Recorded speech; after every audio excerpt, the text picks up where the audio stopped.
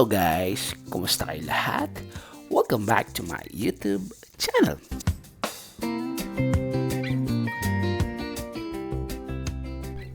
Sa menu natin for today, tiyak kong mapaparice pa more ka. Kaya tara at samahan niyo ako magluto ng bistek na pata.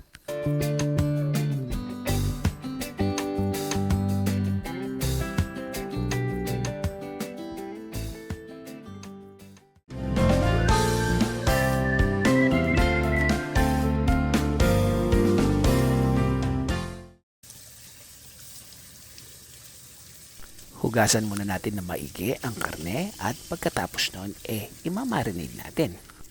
Ang pata na lulutuin natin ay nasa 2 kilos. Maglagay tayo ng 3/4 cup na soy sauce. 5 to 6 pieces na bay leaf. At ang freshly ground peppercorn na nasa 1/2 teaspoon.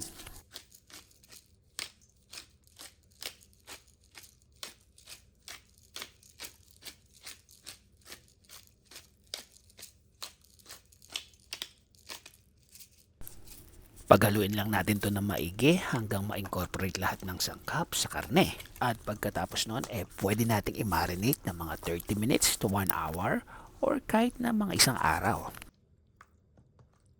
Sa katamtamang laki ng kawali, maglagay tayo ng about 2 tablespoon na cooking oil o ng mantika.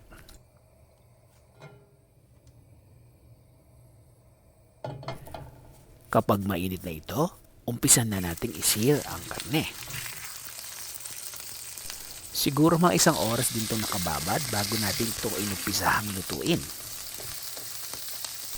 Kung hindi naman kayo nagmamadali at meron pa kayong ibang pwedeng ulamin, pwede nyo itong ibabad ng overnight para mas malasa at manuot ang mga sangkap na ating nilagay.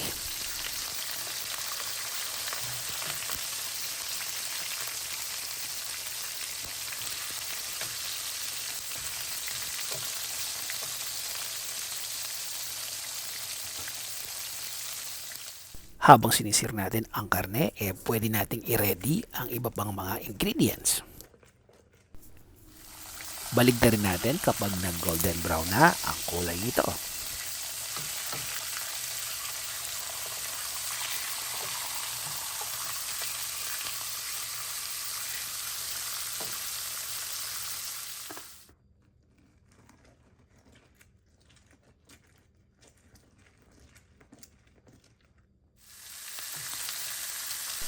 Guys, ang kabuang listahan ng ating recipe ay makikita sa dulo ng video ito at meron din naman sa description box.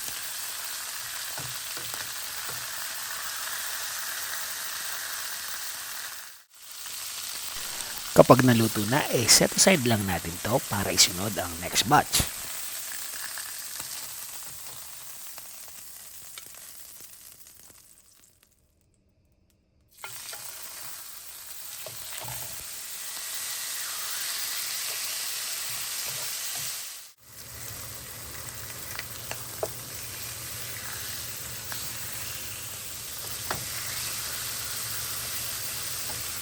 Kapag nasir na natin lahat ang pata, ang next natin gagawin ay igisa ito.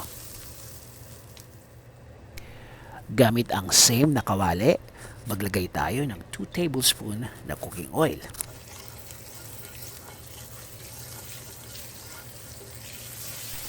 Kapag mainit na ito, isutay natin ang 1 whole crushed garlic. Isunod natin ang 1 big size na white onion.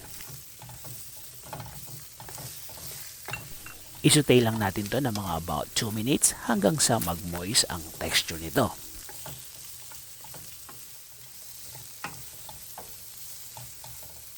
Isunod natin ang sauce na pinang-marinate natin.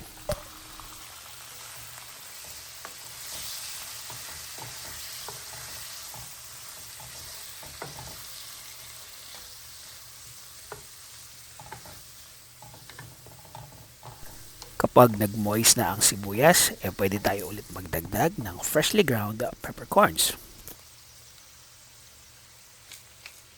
Guys, kung kayo ay nanood pa rin at this point at hindi pa nakaka-subscribe, mag-subscribe na at i-click nyo na rin yung bell button para lagi kayong updated sa mga video na aking i-upload.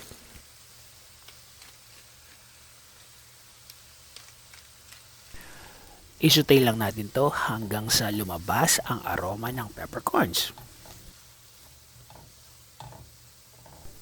After about 2 minutes, pwede nating ibalik sa kawali ang pata.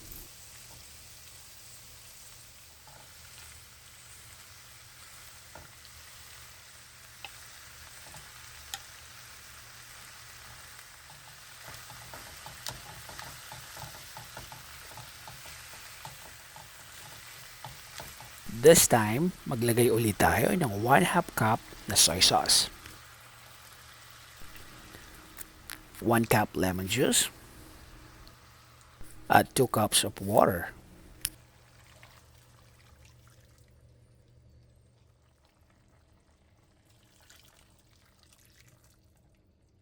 Papakuluan lang natin to sa low to medium heat setting ng mga 45 minutes to 1 hour o hanggang sa ito ay lumambot.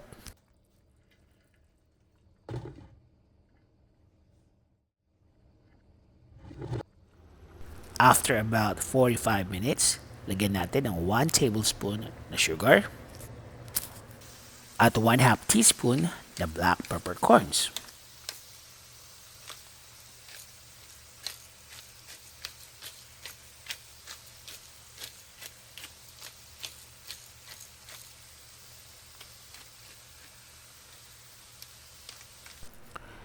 Haluin lang natin to ng dahan-dahan at pakuluan muli hanggang sa ito ay tuluyan ng lumambot.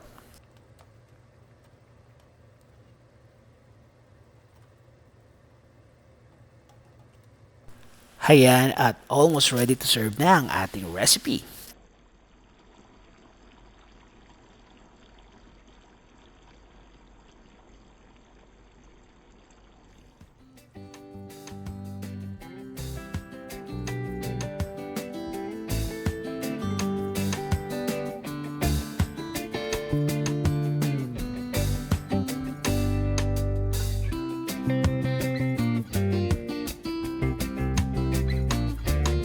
Presenting ang ating bistek na pata.